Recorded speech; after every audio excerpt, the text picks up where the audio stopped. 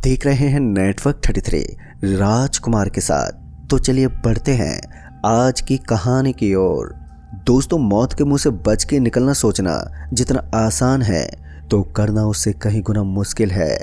मगर मैं कैसे मौत के मुंह से बच के निकला था उसे जानकर आप सभी के शरीर के रोंगटे खड़े हो जाएंगे।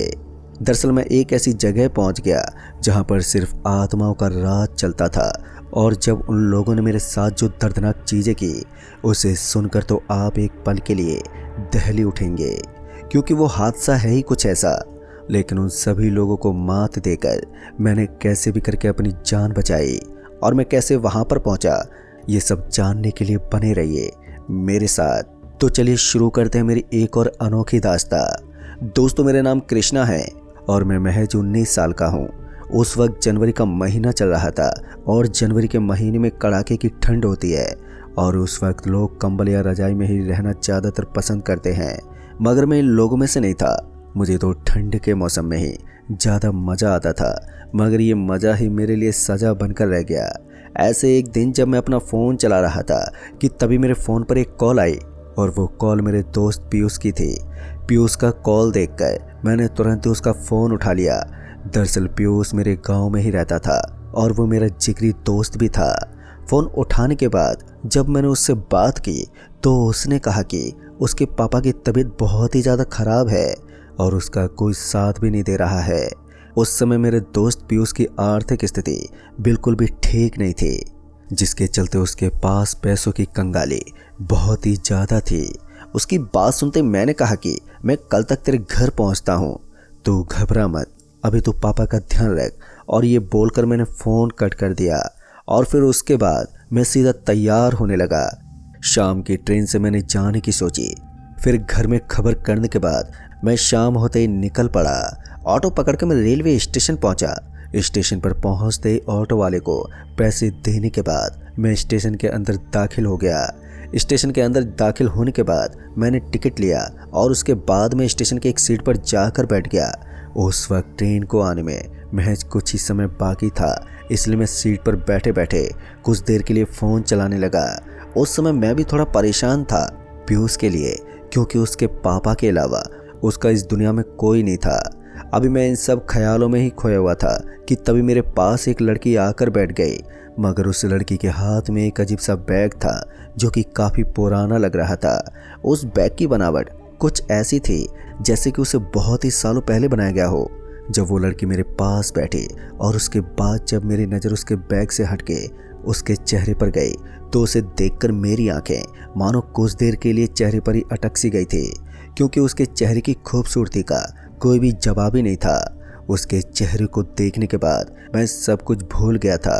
अभी मैं उस लड़की को ही देख रहा था कि तभी उस लड़की ने मेरे कंधे पर हाथ रखते हुए कहा, क्या हुआ, आप मुझे ऐसे क्यों घूर रहे हैं? जब उस लड़की ने मेरे कंधे पर हाथ रखा तो उसके बाद मुझे एक अलग ही एहसास हुआ और उसके बाद मैंने उससे पूछा कि आप कहाँ जा रही हो? जिस पर उस लड़की ने जवाब देते हुए कहा कि मेहंदीपुर जंक्शन। दोस्तों, उस लड़की की ये बात सुनते ही मैंने भी उससे कहा कि मेरा भी स्टेशन तुम्हारे स्टेशन से 3 स्टेशन के बाद है। और इतना कहते ही ट्रेन ने अपना हॉर्न दिया और ट्रेन का हॉर्न सुनते ही मैं खड़ा हो गया, क्योंकि ट्रेन स्टेशन पर आ रही थी। और जब ट्रेन स्टेशन पर रुकी तो फिर मैं ट्रेन की बोगी नंबर 9 में चढ़ गया। और कमाल की बात तो ये थी कि वो लड़की भी उसी बोगी में चढ़ गई। उस बोगी में मुझे बहुत ही कम ही लोग दिखाई दे रहे थे। मैं उस बोगी की एक सीट पर जाकर बैठ गया और वो लड़की भी मेरे सामने वाली सीट पर आकर बैठ गई। उस लड़की को अपने सामने बैठा देख मैं खुश हुआ, क्योंकि मैं चाहता था कि आज का सफ़र इसी लड़की के साथ बीते, और जो मैं चाह रहा था तो वैसे ही मेरे साथ हो रहा था। हमारे बैठने के बाद ट्रेन ने भी अपना हॉर्न दिया और उसके बाद ट्रेन स्टेशन से रवाना हो गई। ट्रेन ने धीरे धीरे अपनी स्पीड पकड़ ली। ट्रेन अब अपनी रफ्तार से चल रही थी और इसी बीच जब मैंने उस लड़की से उसका नाम पूछा तो उस लड़की ने अपना नाम मोनिका बताया। उसका नाम भी उसकी खूबसूरती की तरह था। मगर उस वक्त उस लड़की ने मुझसे कुछ ज़्यादा बात नहीं की और फिर मैंने भी उस लड़की से ज़्यादा बोलना ठीक नहीं समझा। अभी मैं ट्रेन के बाहर का नज़ारा ही देख रहा था कि तभी उस लड़की ने मुझसे पूछा कि वैसे आपका नाम क्या है? उस लड़की के इतना कहते ही मैंने झट से उसे अपना नाम बता दिया और उसके बाद हम दोनों में फिर से बातचीत होने लगी। फिर जब मैं उससे बात कर रहा था तो मेरी नज़र रह रहकर उसके बैग पर जाकर अटक रही थी। कुछ तो ऐसा था उस बैग में जो मेरा ध्यान बार बार खींच रहा था, और साथ ही जब भी मेरी नज़र उस बैग पर पड़ती तो मेरा दिल बेचैन हो उठता। खैर उस वक्त मैं उस लड़की की बातों में इतना खोया हुआ था कि मैंने इस बात पर इतना गौर ही नहीं किया। फिर इसी बीच हम दोनों की बातचीत खत्म हो गई और अब मुझे नींद भी आने लगी, जिस वजह से मुझे लेटते ही नींद आ गई और मेरी आंख तब जाकर खुली जब वो लड़की मुझे जगा रही थी। फिर मैंने भी अपनी गहरी नींद को तोड़ा और उसके बाद अपनी आंखों को मसलते उठा और उस लड़की से पूछा कि क्या बात है, जिस पर उस लड़की ने मेरे सवाल का जवाब देते हुए कहा कि मेरा स्टेशन आ गया है, मेरा बैग थोड़ा भारी है, क्या आप मेरी मदद कर दोगे। उस लड़की के इतना कहते ही जब मैंने ट्रेन की खिड़की से बाहर की तरफ देखा तो मैंने पाया कि ट्रेन उस वक्त मेहंदीपुर स्टेशन पर खड़ी थी। लिहाजा मैंने उस लड़की से कहा कि हाँ ठीक है, आप आगे चलो, मैं बैग को लेकर आता हूँ। और फिर इसके बाद मैंने उसका बैग उठाया और फिर ट्रेन से नीचे उतरा। मगर जैसे मैं नीचे उतरा तो मैंने देखा कि सामने से मुझे एक तांगे वाला आता हुआ दिखाई पड़ रहा था। स्टेशन पर तांगे वाले को देखकर मुझे काफ़ी अजीब लगा कि स्टेशन पर भला कोई तांगा कैसे ला सकता है। अभी मैं इन्हीं सब सवालों को ही सोच रहा था कि तभी उस लड़की ने मुझसे कहा कि ये बैग उस तांगे में रख दो। वो लड़की मुझे जो जो कह रही थी मैं वही वही करे जा रहा था, क्योंकि मैं उस लड़की की खूबसूरती में इस कदर खोया हुआ था कि मुझे उसके अलावा कुछ दिखाई नहीं दे रहा था। अभी मैं उस लड़की के कहे अनुसार बैग को लिए तांगे की तरफ ही बढ़ रहा था कि तभी पीछे से किसी ने आवाज़ देते हुए कहा, अरे भाई यहाँ कहाँ उतर गए। अब ये आवाज़ सुनते ही जब मैंने अपनी गर्दन को पीछे घुमा कर देखा तो मैंने पाया कि ट्रेन के गेट पर एक आदमी खड़ा हुआ मुझे आवाज़ दे रहा था। वो बोल रहा था कि भाई वहाँ पर क्या कर रहे हो। अब उस आदमी की ये बात सुनते ही मैंने उससे कहा कि मैं उस लड़की की मदद कर रहा हूँ। अभी मैंने इतना कहा ही था कि उस आदमी ने मुझसे कहा कि अरे कौन सी लड़की। उस आदमी के इतना कहते ही जब मैंने मुड़कर उस लड़की की तरफ देखा तो मैंने पाया कि मुझे वो लड़की और ना ही वो तांगे वाला कहीं भी दिखाई दे रहा था। उस लड़की को ना देखकर मैं बहुत चक्का रह गया। मैं उस वक्त घबरा गया कि ऐसा कैसे हो सकता है, क्योंकि अभी अभी तो वो लड़की मेरे सामने ही थी और कुछ ही पल में वो कहाँ पर गायब हो गई। दोस्तों उस समय हैरान कर देने वाली बात तो ये थी कि वो तांगे वाला भी मुझे कहीं भी दिखाई नहीं दे रहा था।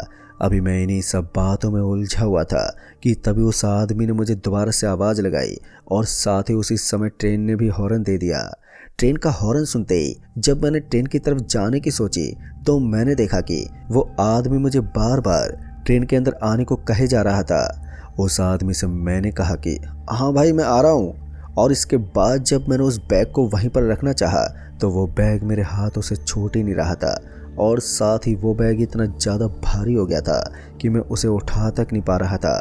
मैं उस बैग से अपना हाथ को छुड़ाने की पूरी कोशिश कर रहा था, मगर मेरा हाथ उस बैग ने ऐसे जकड़ लिया था मानो किसी ने मेरे हाथ को पकड़ रखा हो। मैंने उस आदमी से कहा भी कि मेरा हाथ इस बैग में फंस गया है, मैं चाहकर भी अपने हाथ को इस बैग से नहीं छुड़वा पा रहा हूँ। मेरे ये कहते उस आदमी ने मुझसे कहा कि अरे भाई कोशिश करो जल्दी से, ट्रेन यहाँ से निकलने वाली है। अब उस आदमी ने अभी इतना कहा ही होगा कि उसी वक्त ट्रेन भी खुल गई। ट्रेन को खुलता देख मैंने उसी समय अपनी पूरी जान लगा दी अपने हाथों को उस बैग से छुड़वाने के लिए, मगर शायद उस वक्त मेरी किस्मत को कुछ और ही मंजूर था। मेरी लाख कोशिशों के बाद भी मैं अपने हाथ को उस बैग से नहीं छुड़वा पाया। मगर जब मैंने उस आदमी से मदद मांगी तो वो आदमी उस स्टेशन पर उतरा ही नहीं, बस मुझे ट्रेन के अंदर आने को बोले जा रहा था। और ऐसे ही करते करते ट्रेन स्टेशन से चली गई। ट्रेन को जाता देखकर मेरी उम्मीद भी अब ख़त्म हो गई थी। मैं अभी थका हारा उसी बैग के पास ही बैठा हुआ था कि तभी मैंने देखा कि वो बैग अचानक से चमकने लगा। उस बैग को चमकता देखकर मैं थोड़ा घबराने लगा। मुझे उस समय कुछ भी समझ में नहीं आ रहा था कि मेरे साथ यहाँ पर हो क्या रहा है। मैं अभी उसी बैग को देख रहा था कि तभी उस बैग से मेरा हाथ अपने आप ही हट गया और हाथ को उस बैग से छुटकारा पाकर मुझे बहुत राहत मिली। मगर अभी भी वो बैग चमके जा रहा था। उस समय पता नहीं क्यों मुझे बेचैनी होने लगी थी। ऐसा लग रहा था जैसे कि मेरे साथ कुछ होने वाला है, मगर मैं उसी वक्त उस बैग से पीछे हट गया। मैं पीछे खड़ा होकर उस बैग को तो देख ही रहा था, मगर उस समय मेरे जहन में अभी भी उस लड़की के ख्याल चल रहे थे, कि आखिर वो लड़की गई तो गई कहाँ। उस समय मेरे लिए सब सवाल की तरह थे। मेरी नज़र अभी उसी बैग पर ही थी। कुछ समय बीतने के बाद जब उस बैग से हलचल होते हुए नहीं दिखी तो मैंने सोचा कि क्यों ना मैं एक बार उस बैग में देखूं कि आखिर उसमें है क्या। इन्हीं सब सवालों को सोचकर मैं उस बैग के पास जाने लगा और जब मैं उस बैग के करीब पहुंचा और साथ ही जब मैंने उस बैग को खोल कर देखा तो उसे देखकर मेरी आंखें मानो फटी की फटी रह गई। दोस्तों, दरअसल मैंने देखा कि उस बैग में सोने के सिक्के रखे हुए थे। सोने के सिक्कों को देखकर मेरे तो होश उड़ गए थे। मैं उस वक्त इतना ज़्यादा शौक में आ गया था कि मैं आपको बता ही नहीं सकता। लिहाजा उस समय मेरे अंदर लालच तो आने लगा था, पर जाहिर सी बात थी कि मेरी जगह कोई भी होता तो उसके भी मन में लालच आ ही जाता। मैंने तुरंत उस बैग की चेन को लगाया और जब मैंने उस बैग को वहाँ से उठाने की कोशिश की तो दोबारा से वो बैग इतना ज़्यादा भारी हो गया कि मैं उसे हिला तक नहीं पाया। अब मैं दोबारा से परेशान होने लग गया कि आखिर इस बैग को हो क्या जाता है। मुझे उस वक्त उस बैग पर बहुत गुस्सा आ रहा था। मुझे ऐसा लग रहा था कि ये बैग मुझसे मज़े ले रहा है। जब वो बैग मुझसे नहीं उठा तो मैं समझ गया कि मेरी किस्मत सच में बहुत ही ख़राब है, क्योंकि एक तो ट्रेन भी चली गई और साथ ही उस लड़की का भी कोई अता पता नहीं चल रहा, और ऊपर से ये बैग जो मेरी किस्मत को बदल सकता है, पर मैं उसे उठा ही नहीं पा रहा था। फिर इसी के चलते मैंने अपनी उम्मीद को तोड़ा और इस स्टेशन से निकलने की सोची। फिर इसी बीच जब मैंने जेब से फ़ोन निकालना चाहा तो मैंने पाया कि मेरी जेब में फ़ोन ही नहीं है। जेब में फ़ोन ना देखकर मुझे याद आया कि मेरा फ़ोन तो मेरे बैग के अंदर ही रखा रह गया था और उस वक्त मैं बहुत ही बुरी तरह फंस चुका था। ना तो मैं इधर का रहा और ना ही उधर का। मैं जिस लड़की के चक्कर में इस स्टेशन पर उतरा था वो लड़की भी मुझे धोखा देकर कहीं पर चली गई थी। अभी मैं यही सब सोच ही रहा था कि तभी मुझे उस लड़की की आवाज़ सुनाई दी, और उस लड़की की आवाज़ को सुनते ही जब मैंने अपने चारों तरफ देखा तो वो मुझे कहीं भी नज़र नहीं आई। मुझे उस वक्त बिल्कुल भी समझ में नहीं आ रहा था कि उस लड़की की आवाज़ आई तो आई कहाँ से। अभी मैं अपने आसपास ही देख रहा था कि तभी मैंने देखा कि सामने से वही तांगे वाला मेरे पास आ रहा है। उस तांगे वाले को दोबारा से देखकर मुझे कुछ पल के लिए राहत मिली कि चलो ये तांगे वाला तो वापस से मिला। उस तांगे वाले के अलावा मुझे उस स्टेशन पर कोई भी और दिखाई नहीं दे रहा था। वो स्टेशन पूरा खाली था और साथ ही एक गहरा सन्नाटा भी पसरा हुआ था।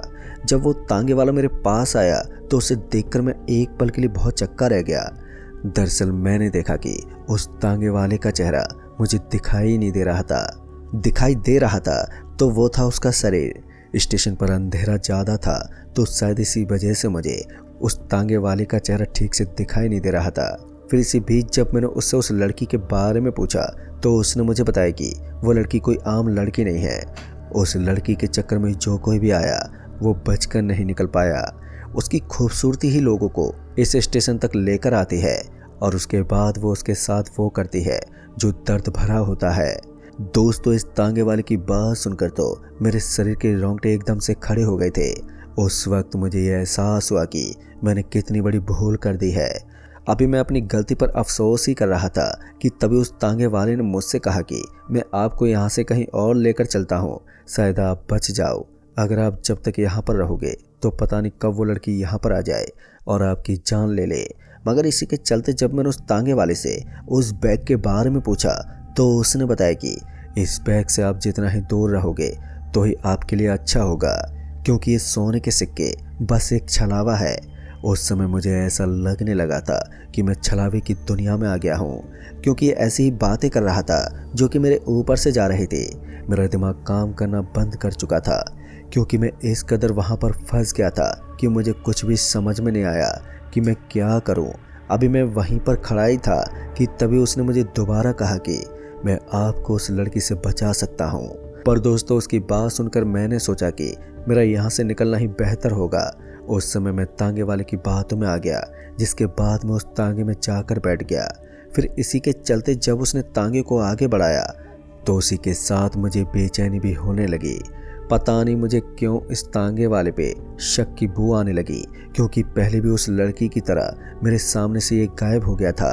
मगर मैंने इन सब बातों को उस समय अनदेखा कर दिया और उसके बाद जब वो मुझे स्टेशन से बाहर लेकर आ गया तो मैंने उससे पूछा कि ये कौन सी जगह है, जिस पर उसने मुझे कोई जवाब ही नहीं दिया।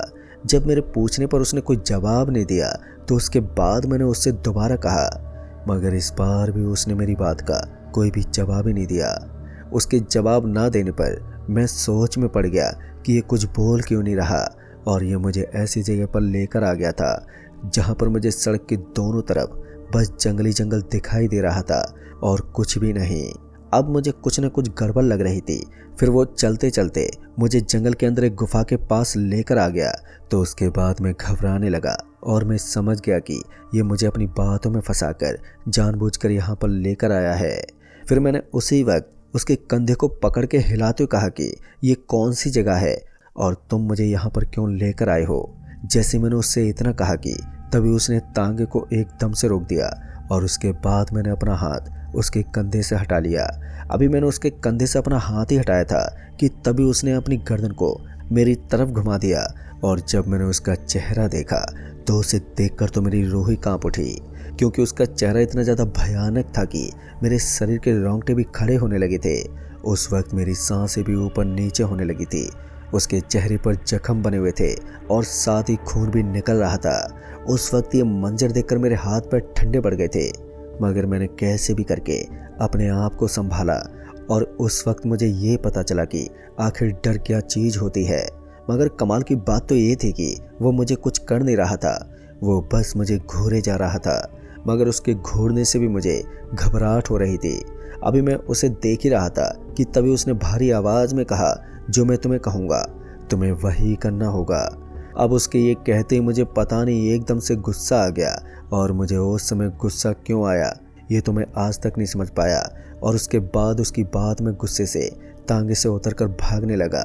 मैं अभी भाग ही रहा था कि तभी उसने मुझे पीछे से पकड़ लिया, और उसके बाद उसने मेरे सर पर क्या मारा वो तो मुझे याद नहीं है, और उसके बाद मैं वहीं पर बेहोश हो गया।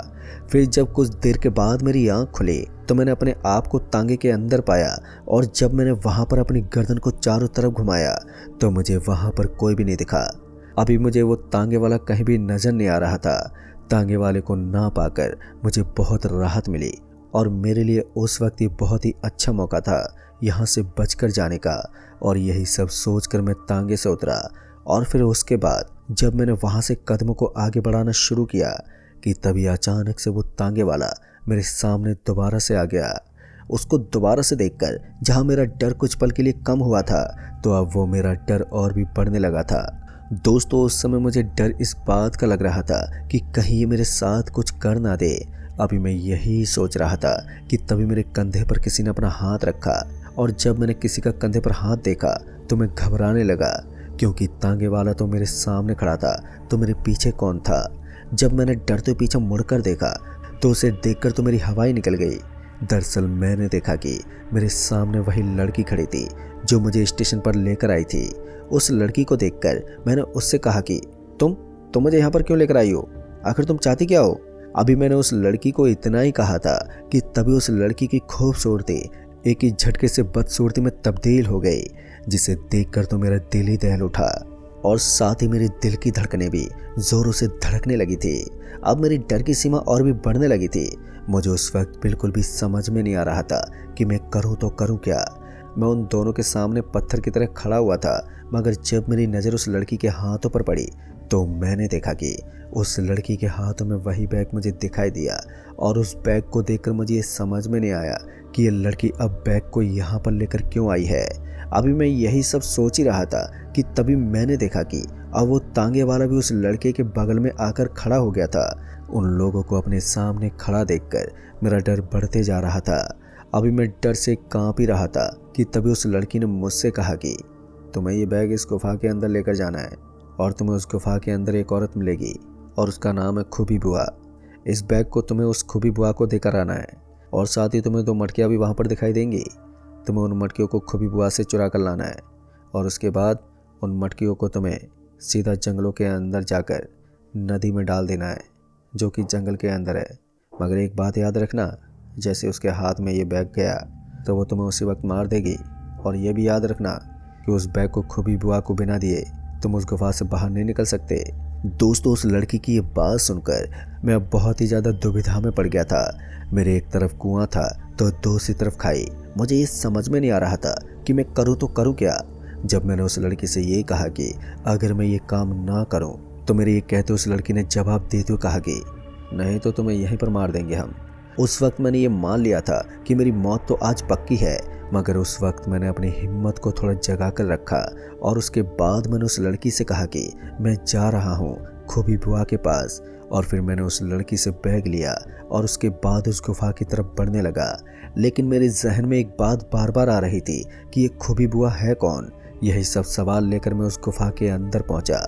गुफा के अंदर पहुंचने के बाद मैंने देखा कि एक औरत बैठी हुई है और उसके सामने 2 मटकियां रखी हुई थी, मगर वो औरत एकदम चुपचाप बैठी हुई थी। और उस औरत को देखकर मैंने खूबी बुआ का नाम लिया। खूबी बुआ का नाम लेते ही उसने अपनी आंखें खोली और फिर उसने उसी वक्त मेरी तरफ देखा।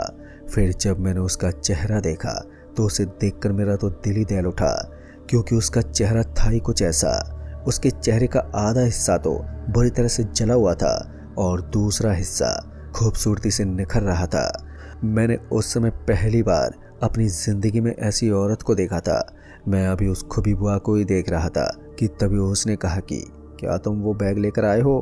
उस समय मुझे ये बात कुछ भी समझ में नहीं आई कि आखिर इस बैग में तो सिर्फ सोने के सिक्के ही हैं, तो ये इतना पागल क्यों हो रही है। अभी मैं उसे ही देख रहा था कि तभी उसने कहा कि लाओ वो बैग मुझे दे दो। और फिर उसके बाद मैंने सोचा कि मटकियों को मुझे कैसे भी करके ले जाना होगा, वरना वो लोग मुझे मार देंगे। फिर उसी वक्त मैंने अपने दिमाग को दौड़ाया और उसके बाद मैंने उस बैग को गुफा के अंदर फेंक दिया। और जैसे खूबी बुआ बैग को उठाने के लिए गई तो फौरन ही मैंने उन मटकियों को वहाँ से उठाया और सीधा उस गुफा से बाहर आ गया।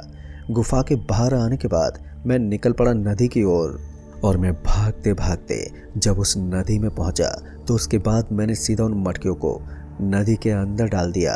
और इसके बाद मैंने कुछ नहीं सोचा, बस सीधा भागते हुए स्टेशन की ओर बढ़ने लगा। जब भागते भागते मैं स्टेशन में पहुंचा तो उस समय तो मुझे कोई नहीं दिखा, लेकिन फिर कुछ देर के बाद पटरियों पर मुझे एक आदमी मेरी तरफ आता हुआ दिखा।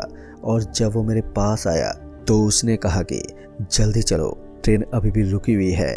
दरअसल वो आदमी वही था जो मुझे ट्रेन के अंदर आने को कहे जा रहा था। अब उसकी बात सुनते ही मैं उसके साथ ट्रेन की तरफ भागने लगा। और जब हम ट्रेन के पास पहुंचे तो तब जाकर मेरी सांस में सांस आई।